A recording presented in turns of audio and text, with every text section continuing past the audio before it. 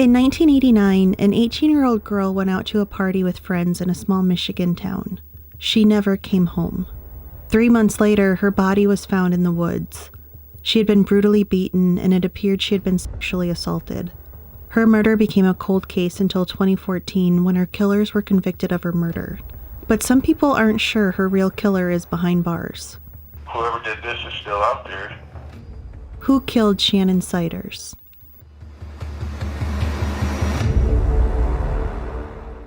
Hi everyone, my name's Anne, but I also go by my nickname Nini. I like to focus on Midwest true crime because I'm a Minnesota farmer's daughter. Today we're going to go to Michigan to talk about the cold case of Shannon Siders that was solved after 26 years. This case was requested by Carol Rademacher, so thank you very much for that suggestion, and I'm really sorry if I pronounced your name incorrectly. Shannon Siders was born on March 31st, 1971 in Michigan to Bob and Mary Siders.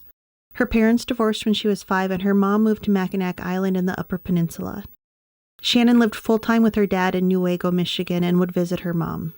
Newaygo is 40 miles north of Grand Rapids and about an hour from Lake Michigan. It's a small town with about 2,000 people. The Muskegon River runs along the north edge of town. Shannon was a very social person. She participated in a lot of activities, including gymnastics and Girl Scouts. She was kind and didn't judge others. She was also known to be a little feisty. Free-spirited, not much afraid of anything.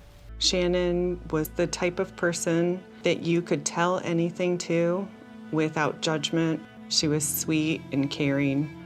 There's not a day goes by I don't think about her. We lost a very special person in our lives. When Shannon was a sophomore, Bob started working overnights at the Pepsi plant in Grand Rapids. Shannon was very smart, but she struggled with disciplining herself to do schoolwork and go to classes. Eventually, she dropped out of school. Shannon loved hanging out with friends. They'd swim in the Muskegon River that was behind her house, hang out at the Easy Mart, or just drive around. There was a large group of teens and young adults Shannon often hung out with. They often partied at night, drank, smoked weed, and were typical teenagers. Any reason to party, we did. There wasn't much else to do in Newaygo, so that's what we did. Some people in her group did hard drugs, and some didn't have reputations for the best behavior. Some of the people that she was with and associated with and hung with, at the time I was not pleased with some of them. There's some kids that you just would rather that they didn't hang with.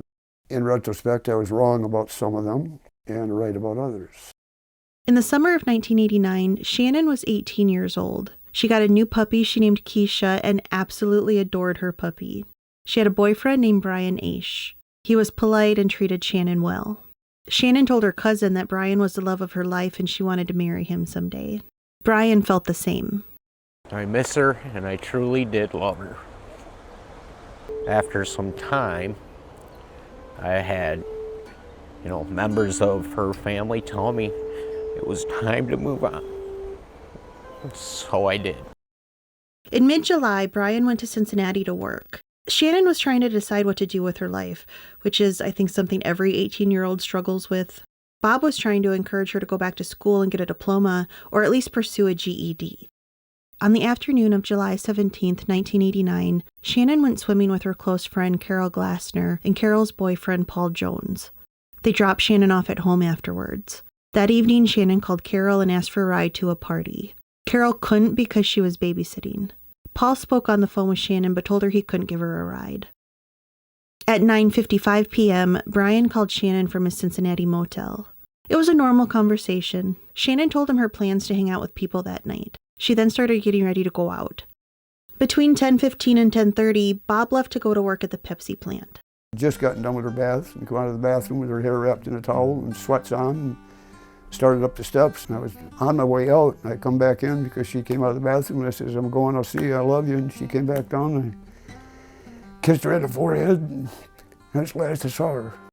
When Bob came home the next morning, he discovered Keisha had gone to the bathroom in the house.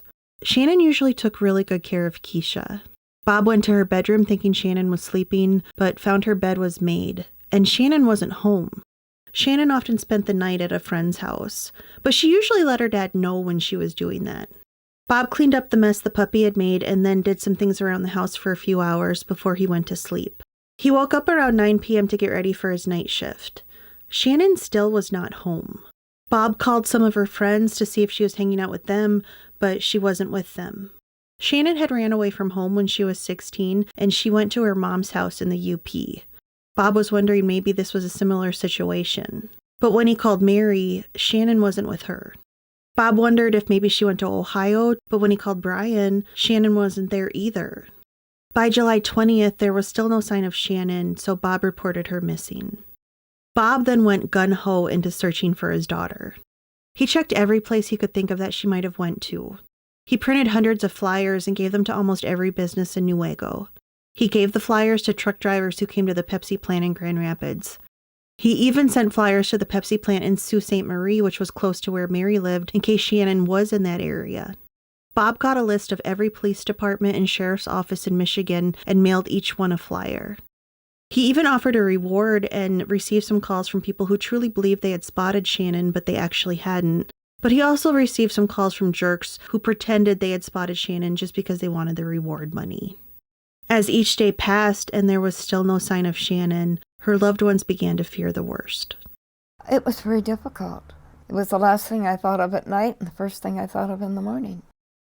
On Labor Day weekend, some teens were walking around the Manistee National Forest east of Newaygo. They were walking around an area the locals called the Hole in the Woods, and it was a common place teens partied. One of the teens stepped away from the others to urinate and found an ID card that belonged to Shannon and a gas card that belonged to Bob. Police searched that area, and about 10 to 15 feet from the ID cards, they found men's jeans, army pants, and a beach towel. But it's not known if any of that belonged to Shannon. Bob went out to that area himself to look around a few times, and he even brought Keisha with him to sniff around, but they didn't find anything else. On October 15th, 31-year-old Andy Verberg was hunting in the Manistee National Forest. He came across what he thought was a deer carcass. As he got closer, he realized it was a decomposed human body. This is what her body was. Police figured this was probably Shannon. They called Bob, but he wasn't home. He was at his girlfriend's house. From what I gathered, they didn't know how to get a hold of Bob's girlfriend. And this was a time before people walked around with cell phones, so it was a little bit harder to track people down. A friend of Bob's named Winnie heard about the discovery in the woods. She called Bob's girlfriend's house. She answered the phone, and she turned white, and I knew something was wrong. She said, Bob, they found the body up here, and they think it's Shannon, and the police are looking for you. I said, okay. Police used dental records and confirmed the body was Shannon Siders. For 3 months, the mystery simmered here in Newaygo, and then she was found. A hunter discovered the body of Shannon Siders yesterday morning here on state land near the intersection of M82 and Thornapple Road. From the evidence that was obtained at the scene, it is quite apparent that foul play was involved. What type of evidence? I'd rather not get into that at this point. The area her body was found in was described as a bowl, kind of like this, and her IDs were found at the bottom, and that was where Bob had walked around when he searched the area. But Shannon's body was found at the top in the tree line. She's about 50 yards into them pine trees up there. It sounds like Bob kind of kicks himself for not going up into the trees and finding Shannon himself. But I think it's a blessing that he didn't, and that he was not the one to find Shannon.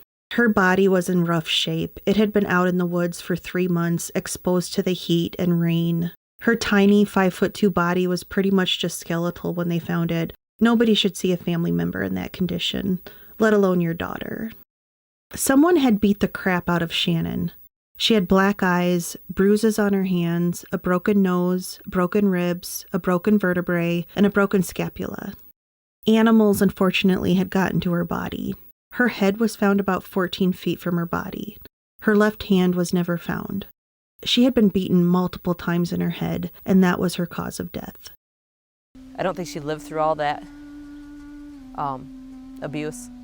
I don't think God would let her live through that. So I'm hoping that the first blow would have gotten her. Because that's just horrible. Shannon usually wore a class ring, but it wasn't on her finger, and it also wasn't in her bedroom at home. She was not wearing pants, and her underwear had been pulled down and was around her left ankle. Her shirt was pulled up to expose her chest, and it appeared to be the shirt she was wearing the night she disappeared. That, and along with some other evidence, helped investigators determine that Shannon had been killed in the early morning hours of July 18th. Due to the condition of her body, they couldn't say for certain if Shannon had been sexually assaulted, but considering how her clothing was found, it did seem to indicate that she had been. And this is really disturbing. Somebody had apparently mutilated her genital area and cut off some of the flesh around it. The medical examiner described Shannon's death as a, quote, sadistic, sexually oriented murder, unquote. A lot of the details of the crime were not released to the public until after an arrest was made. Brian talked about the rumors he had heard about what had happened to Shannon. At the time he spoke, it was 22 years after Shannon had been murdered, and you can tell how much it hurt him to think about what had happened to the woman he loved. What I heard is that she was sexually assaulted and then beat to death. Don't know if that's true, but that's what I heard. Bob was considered a possible suspect. He eagerly took a polygraph test. He was like, let's do this, get it over with so you can clear me and then focus on finding the real killer. And I said, well, what do you want? Do you want a lie detector test? What do you want? He said, we'd like you to. And I said, set it up. And I said, well, we thought you'd say that. We already have. And I said, well, good. Let's not waste your time and effort chasing after me because I didn't do it. I understand why some people might think that I'm the responsible person. I wasn't. And the police are comfortable with it that I wasn't. And God is comfortable that I wasn't. I didn't kill my daughter. Police looked into Brian too, as this would not be the first time a romantic relationship ended with one partner killing the other, but they cleared Brian. Investigators and Bob felt that Shannon knew her killer. I'm very much convinced that the killer knew Shannon Siders and she knew him. This made it hard for Bob to choose pallbearers for Shannon's funeral because what if he accidentally asked her killer to carry her casket? So he chose Shannon's female cousins to be pallbearers. Most people knew it would be a closed casket because Shannon had been outside for so long, but not many knew that her body actually wasn't in the casket during the funeral. The medical examiner still had it for the investigation. When they were ready to release her body, it had to be decided who the body was released to. Bob had already bought a grave for his daughter in Newaygo, but Mary wanted to bury Shannon on Mackinac Island close to her. Bob was the custodial parent. He had pretty much raised Shannon on his own. The court saw that and gave him permission to bury Shannon. We went before the Honorable Judge Monton, and I prevailed, so it was determined that Shannon would be released to me. On a cold, snowy day in February 1990, Bob and family and friends buried Shannon in Newaygo. May Christ, the Good Shepherd, lead her safely home now to be at peace with God.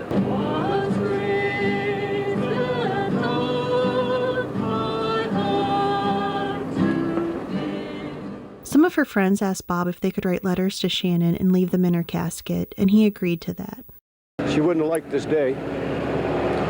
It's too bad it had to be such a cold and blustery day. She wasn't a winter person. We've still got to know who killed her, and we've still got to have a trial. That's ahead of us yet. Somebody killed my daughter. I think that somebody knew her. I don't know what happened or why, and I've got to know. I want to know who killed her, and I want her punished. And I want to know why more. I want to know what happened that made him kill her. Shannon was a fighter, and she wouldn't have gone down without a fight, unless there was more than one involved. I've always felt that there's more than one person involved. If not involved, at least there and witnessed it. He needs to know.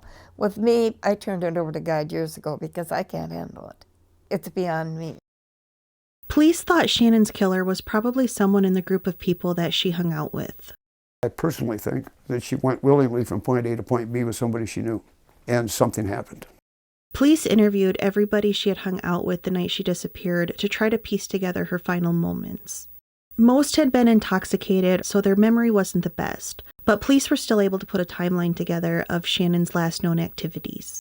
After Bob left for work, Shannon met up with a group of people at the Easy Mart where they hung out for about 45 minutes. This included Darren Sackett, brothers Norman and William Shields, Clint Guthrie, Shelley Burns, and Carol's boyfriend Paul Jones and his brother Matt.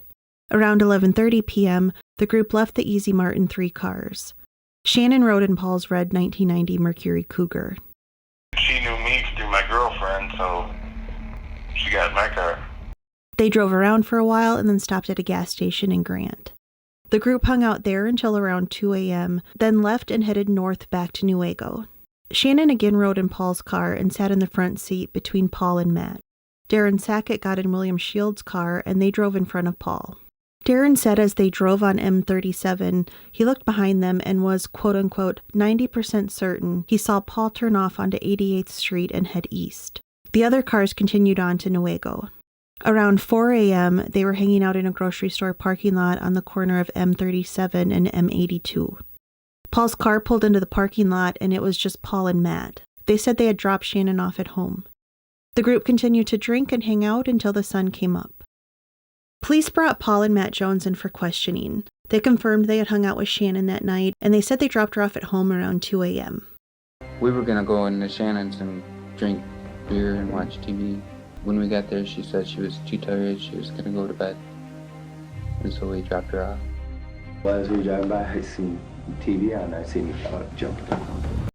A detective drove to Shannon's house one night and could see Keisha through a window, so to him that verified the brother's story. In 1993, Matt took a polygraph test and passed. I don't know why they didn't give one to Paul. We've interviewed both the Jones boys repeatedly. They represented that they had returned her home, and I believe that, based on clothing descriptions. They claimed that they left her there, and there was no further contact with them. I'm inclined to believe their story, based upon all the circumstances that we discovered. They were two that we looked at very strongly for a long time, and they freely admitted that, yeah, we were with her last, we took her home. Some people told police they thought they had seen Shannon sitting on a bench watching traffic after 2 a.m., which would have been after the Jones brothers had dropped her off. So one detective wondered if she had gone back out that night and then encountered her killer. I believe she went inside the house. I surmise that somebody that she knew met her on City Street at this city park bench, watching traffic go by M37. This was within her character, her behavior, and somebody enticed her to go somewhere. About 6 months after Shannon's murder, the investigation pretty much stalled. A grand jury reviewed the case but couldn't find enough evidence to identify Shannon's killer or provide any new information. It was a big source of gossip around Newaygo as everyone wondered who killed Shannon Siders. Most hoped it had been a stranger just passing through town, but it did seem like Shannon's killer lived in the area. Her body was found in an area that was known to locals. That meant Shannon's killer was probably walking around Newaygo. You might see him at the post office, they could be standing in line behind you at the grocery store. It made people feel really uneasy and like they couldn't trust anybody in town. Bob never let up searching for his daughter's killer. She was his only child. He was not going to stop until his daughter received justice. He had businesses put up signs around town. He made bumper stickers and passed them out. He paid for billboards to be put up around town. It's time for an arrest and some punishment. Yep. Somebody's got to pay. It's time. It's past time. There's people looking over their shoulders to the point where their neck is getting sore. We're coming for you. Keep looking over your shoulder because they're coming for you. She's probably guiding her father to make it through the rest of his life because he doesn't have anybody. Shannon was his life. He has changed a lot. Yeah, it's been hard. He lost the only thing he had. I mean, she was his life, you know. And it's been very, very hard. That was pretty much it for the next 22 years. Everybody started to assume Shannon's case was one that would probably never be solved.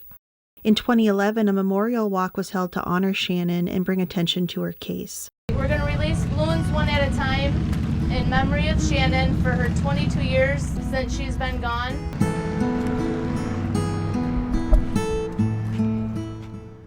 A cold case unit created a task force to work on her case. They created a Facebook page and encouraged people to submit information. Amy Bonner was a Newaygo native who became kind of an unofficial detective on Shannon's case. She was 15 when Shannon was murdered. In 2011, she decided to start her own investigation into Shannon's murder. She talked to anybody she could think of who might have information. People's circumstances change, and the kids that were in high school back then hanging out, now they're older, most of them have kids of their own. So now's the time to speak out, even if it's just something small, you never know. Some people thought Amy was getting too involved in the case, including some investigators. Amy admits herself, though, that she did become a little bit obsessed with trying to solve Shannon's murder. 2011 is when the documentary Into the Dark on Shannon's case was filmed. In that documentary, Bob mentioned several names that had frequently come up over the years as possible suspects. There's been names bandied about from the get-go. Skip and Paul Jones, and Skip is actually a nickname. His name is Matthew. The Shields boys, they were brothers, I think. I think it was Norman and Billy. I think these kids were in my home when they were running with Shannon, partying, because a lot of the kids came here. The cold case unit started re-interviewing people who had been talked to in 1989. Most had been teenagers at the time and now were in their 30s and 40s. In December 2011, they talked to a friend of Shannon's, Julia Lidditch. She told them something that had not been written in the case file in 1989. On the night of July 17th, Julia got off work around 10 p.m. She went to Shannon's house because they had plans to hang out. No one answered the door. Julia went back every half hour or so, but still no one answered the door. On one of her trips, Julia went inside the house. She went to Shannon's bedroom, but Shannon wasn't there. There was no sign anyone was home. The last time Julia went to the house was around 3 a.m., and Shannon still wasn't there, so Julia gave up for the night. This caught investigators' attention because Paul and Matt Jones had said they dropped Shannon off at home around 2 a.m. If that was true, Shannon would have been home on Julia's final trips to the house. But there were those people who thought they had maybe seen Shannon sitting on a bench after 2 a.m., so maybe Shannon had left the house again in between Julia's trips to the house. But as detectives talked to people, the consistent thing they heard was that the last time people saw Shannon alive, she was in a car with Paul and Matt Jones. When was the last time that you actually saw Shannon Siders? In their car. Whose car? Skip and Paul's. Skip and Paul being Matt and Paul? Yep. The possible sighting of Shannon on a bench was not a for sure sighting. Some people had just thought they had seen her, but people were confident that the last time they saw Shannon, she was with the Jones brothers. In the first few months of 2012, people told investigators more inconsistencies with Paul and Matt's story. A woman who dated Matt said they had dropped Shannon off at a party. The brothers' uncle said Matt told them they dropped Shannon off with a group of Mexicans at a party. A woman said she was at a party in 1990 and overheard the brothers bragging about how they raped Shannon and hit her on the head with a log. She claims they said Shannon got away from them, but they hunted her down and killed her. Elizabeth Orr Brooks briefly dated Paul Jones in the 1990s. One day they were in Paul's car and she saw a female class ring in his ashtray. She got mad and asked him why he was taking her on a date when he had another girl's ring in his car. Police wondered if maybe that had been Shannon's class ring because her class ring had never been found, and that was a detail they had not told the public. However, Shannon's class ring had a blue stone. Elizabeth, when thinking back on it years later, was pretty sure the ring that she had seen in Paul's car had a red stone. She told police she thought the ring belonged to Paul's ex-girlfriend, Carol Glassner, who was Grant at the time. I looked down at the ashtray in his car and picked up a ring out of there. I says, yeah, you want to get back with me and you're still with Carol. And you're pretty sure that that was Carol Grant's ring that you found? I assumed.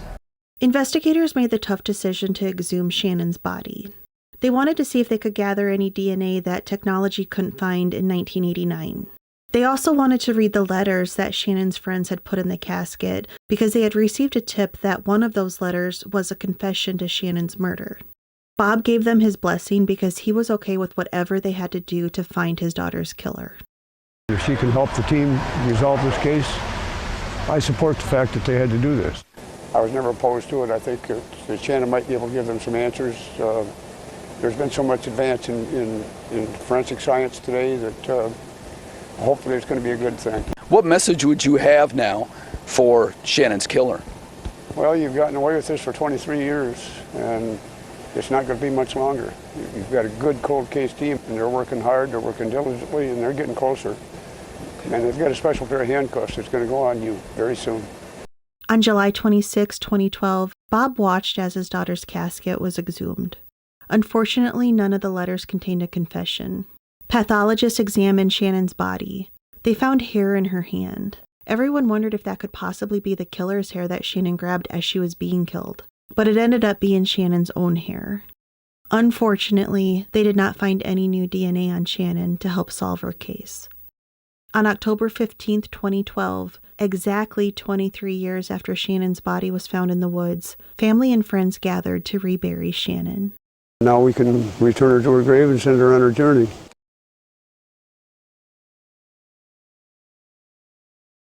In the fall of 2012, several people told Amy to talk to Jenny Corrigan. Jenny told Amy she knew how Shannon was killed.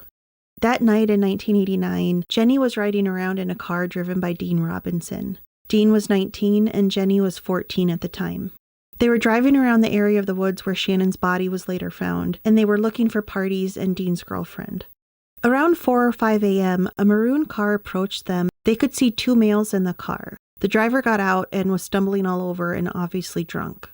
He said he was Paul Jones, and they were looking for a girl walking around the woods. Dean and Jenny told them they hadn't seen any girl, so the maroon car left. Dean and Jenny stayed parked for about an hour as Dean tried to sober up to drive home. Then he started to drive away. They again came across that maroon car, and this time it was parked on the side of the road. The 2 men were standing outside the vehicle, and there was a girl laying on the ground, not moving. Dean thought she was wearing a dress because her legs were bare. He could see blood on her face. He assumed they must have hit her with their car.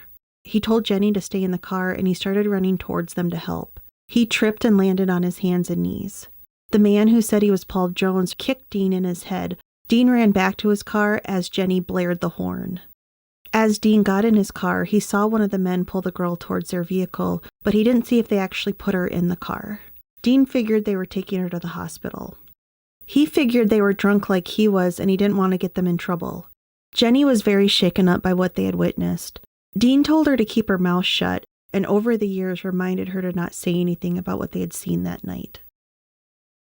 In early 2013, a woman who used to live near 96 and Thornapple Road told police she heard female screams coming from the woods in the early morning hours of July 18, 1989. She also heard 2 male voices. She pointed to the area where she heard the noises coming from, and it was in the same area that Dean and Jenny told police they encountered the Jones brothers.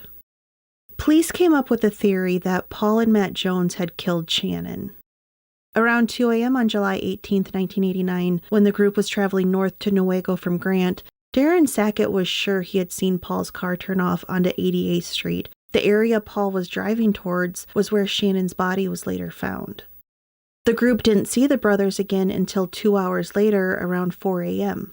Police wondered if Paul and Matt took Shannon into the woods and they tried to initiate sex with her, but she rejected them.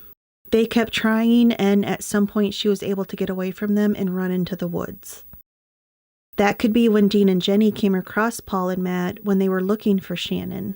Police figured the brothers must have caught up with Shannon, they took turns raping her, and then they beat her in her head until she was dead.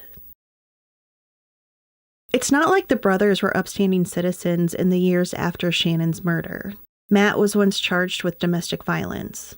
Paul was arrested in 2006 after he broke into a home with what appeared to be a rape kit, condoms, Vaseline, and a taser. Several people told investigators things they heard from the brothers in the years since Shannon's murder. A few years after Shannon's murder, some people were talking about it, and Paul allegedly said, "The bitch got what she deserved." One woman said Matt grabbed her throat at a party and told her he would put her in the ground like that cunt up north. Others said the brothers seemed to brag about getting away with Shannon's murder, and they allegedly said, "They had us and they let us go."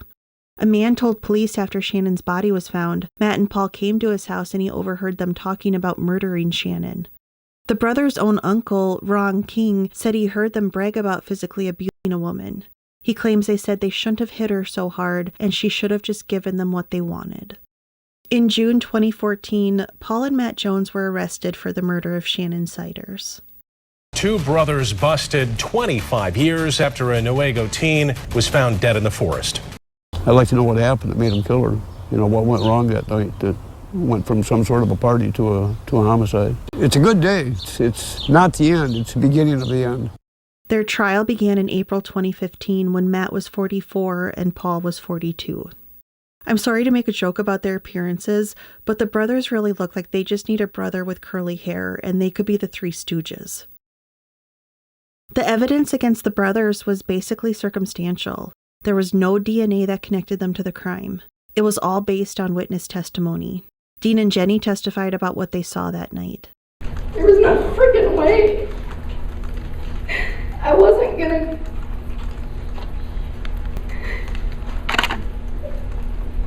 not do the right thing.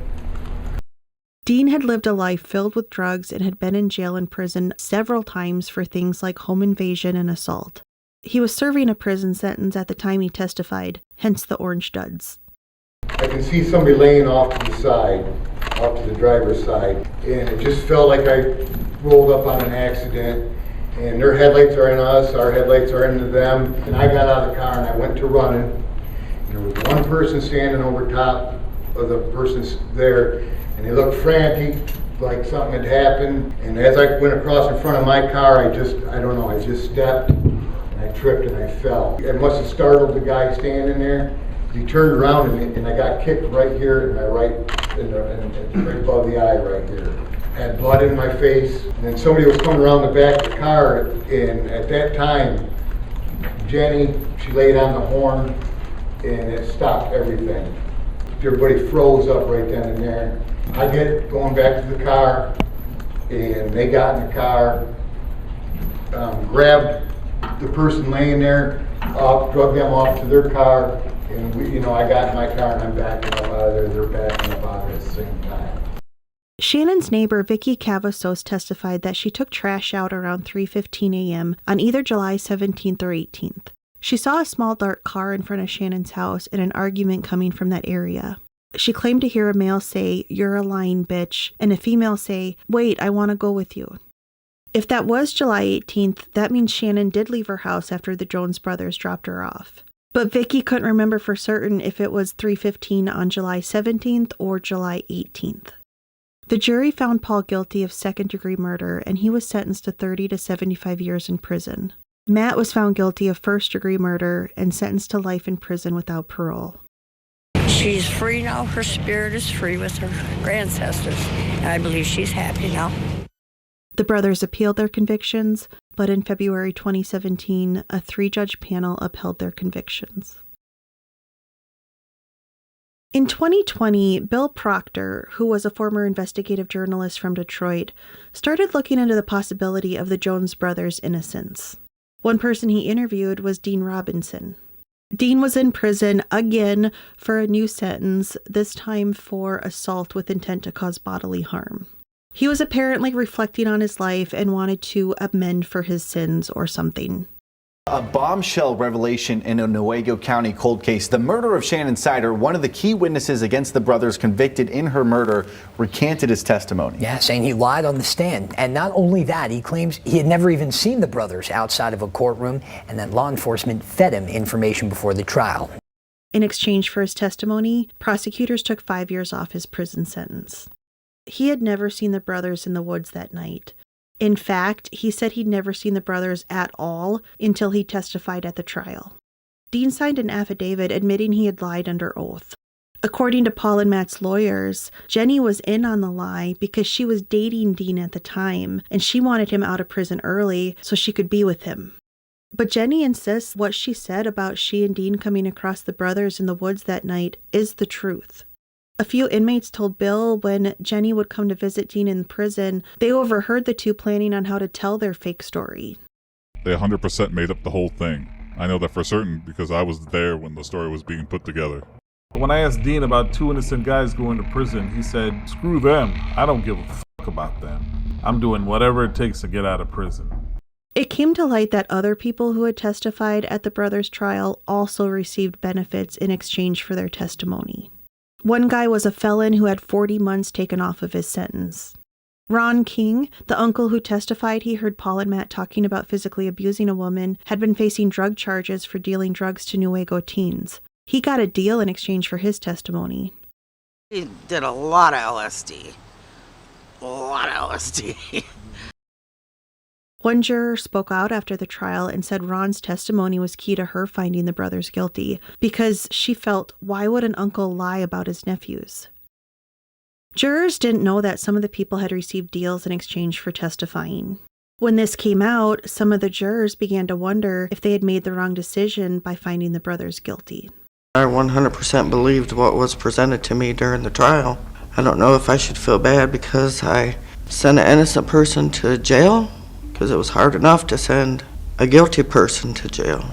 And now I don't know what I've done. And that's very disturbing. I wouldn't have said they were guilty. knowing this, and I'm pissed off that we were lied to. There were possible other suspects. One woman is sure her father killed Shannon. She kept going to police, telling them her father had committed at least 12 murders, but they never took her seriously. During a deposition, her father was asked if he knew any girls in the area who had been hurt while hitchhiking. He said, quote, "That Siders girl. They still don't know who did it, but they found her out in the woods," unquote.